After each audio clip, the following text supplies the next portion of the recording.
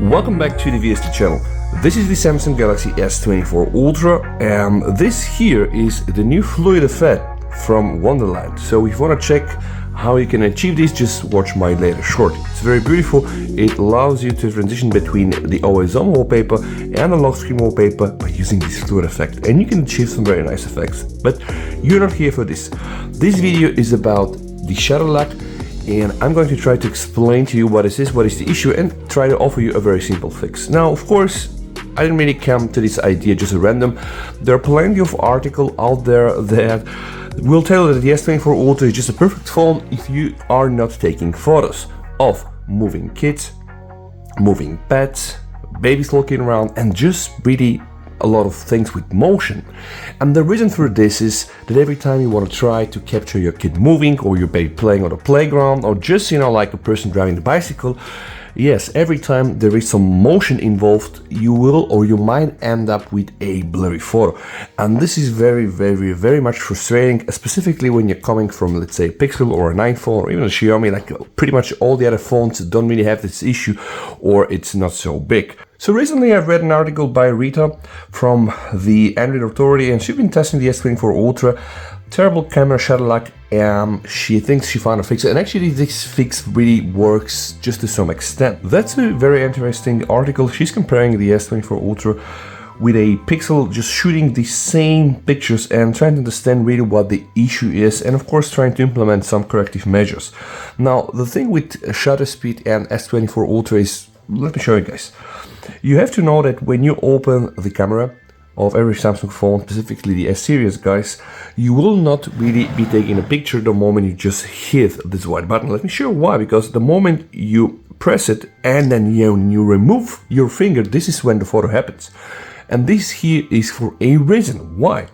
Well, let me tell you why. Because when you press and hold it, you can instantly start shooting a video, right? So the shutter button in the S24 Ultra is just not really a shutter button. You can also swipe it down and you'll trigger a sequence of pictures, and you can also go inside the settings and configure this to either take a burst shot, what I did right now, or let's say create a GIF. And yeah, you can just create an animated GIF out of this, which is actually also quite nice. So this here will be an animated GIF. Now, the whole thing with this concept is very nice, but the problem is that the moment you just press it, you will not do the photo. And of course, when there are people moving, or kids playing, or pets playing, or kids playing with pets, you know what happens, right?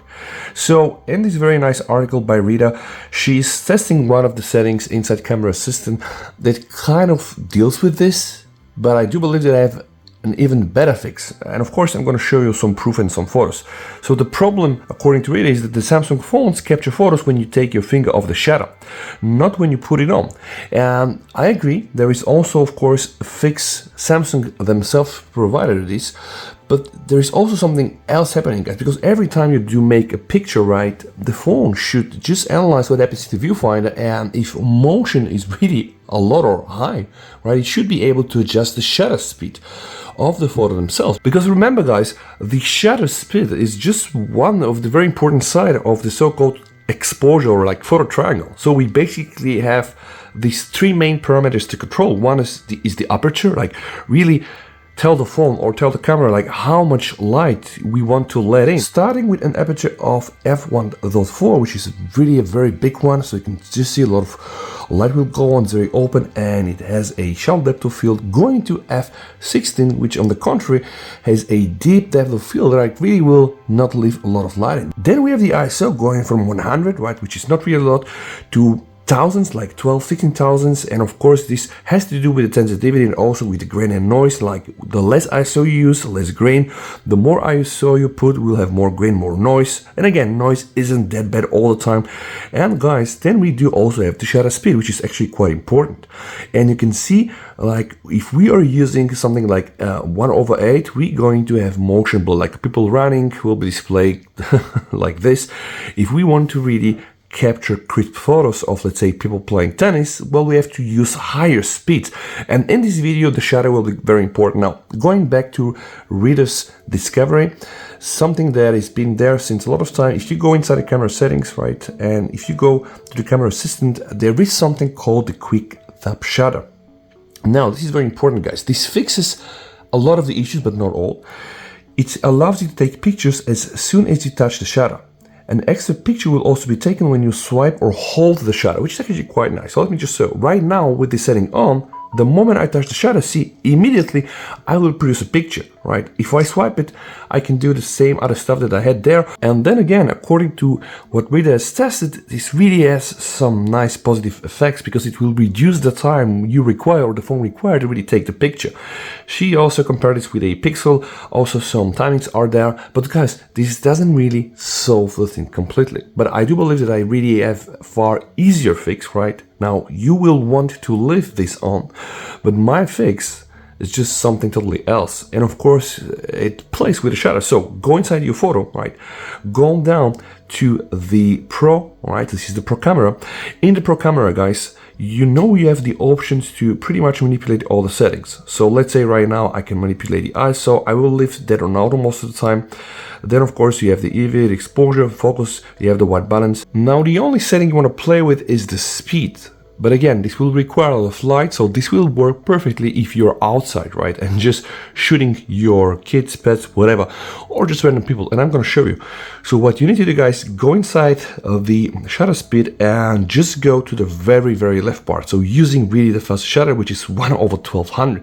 And right now it might look like this. Here we don't have a lot of sun, so even if I pump the ISO, I will not get more. But I just want to show you some of the results that I've gotten with this yesterday. All right, guys, let me show you what I did yesterday, and I'm going to show you that I indeed used the very highest setting for the shutter speed. So starting with this photo, now take a look at this, guys. This is completely frozen in time. Now the sad thing is phones like Pixel or iPhone, they can pretty much do photos like this without you having to manipulate all of this. But in most of these cases, if you have to shoot a scenario like this, like kids playing with a ball with the stock camera from the S24 Ultra or whatever S phone, you'll end up with most probably having a bad blurry result. This will not happen with Gcam, this will not happen with third-party camera applications, but with the stock camera, yeah, this is what you get. And now, guys, it gets even more interesting. I have plenty of other photos to share with you. Look at the motion, like all the hair just really frozen in time. The ball, right? This again, this is a person driving a bicycle, right? So usually it will be like 10-15 kilometers per hour, absolutely frozen in time, right? Like no blurry thing, and not even that, but also the boy playing with the ball behind the bicycle is absolutely stunning, frozen in time. Another shot, you can see ball playing. Ball is really frozen in time with the t-shirt here. Very nice and gorgeous photos. And here, if you didn't notice, this is the ball, right? The ball properly exposed, right? No problems, no artifacts. I have plenty of other like this, and I wanted to show this to you. Like all of these pictures, they all the time do work, right? With using the settings 1/1200. Now again, if you are limited with light, if you want to try this out in dark areas, because I got questions like this, it will not work. So I'm not saying this is like a silver bullet for most of the shutter-like issues, but it will work for sure better with the combination of the quick tap shutter in most of the cases where you are in the control of the light. And take a look at this. Like I have plenty of photos. Some are really exciting. I just want to show them to you, like this one, for example, where the objects were not so close to the camera, and you can see how well everything is exposed. The ball in the air, no blur at all the hair strands here, and all the clouds, absolutely perfect. This one again, I really like this one as well. Boys are running. You can just see like they're really frozen in time. So this here is at higher speed, right? Imagine two boys running, and boom, we have also the ball here. I was really impressed with what I can do.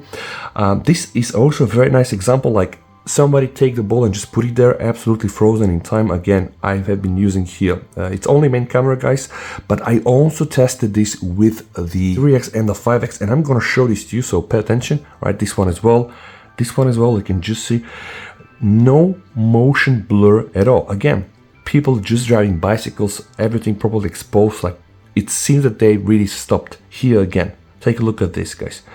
Not a problem at all. This one again, and you can imagine the motion that is going on here, like with the ball in the air and the kid playing.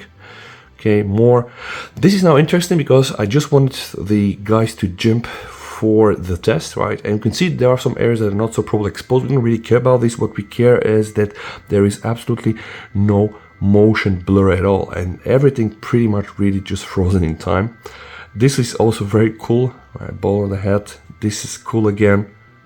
We have people running, we have people jumping, We have people driving bicycles, so I really wanted to test this, and in most of the cases this setting really worked. This here is one of my favorite. We have motion with the ball, motion with the foot, and we have also like this kid jumping in the background, throwing the picture, just nice. Now those have been shot with the 3x camera, right? So imagine here all the other fixtures that I showed before. Like, how do I know? Because every time when I see the aperture, like in this case when the aperture is 1.7, I know that's the main camera. But okay, when I go like this, guys, now this is using 3x, so you can use 3x with the combination of 1 over 12,000 with proper light. You will get like pretty insane result like this, right? Like specifically with zoom cameras, I was never able to get really like a pure shot like this with just using the stock camera. We have people running, people driving bicycles again, more people running. And I do believe that I also have 5x like this, most probably exactly f3.4. This is going to be like 5x. Why? Because we have people driving on them bicycles and completely stopped in time.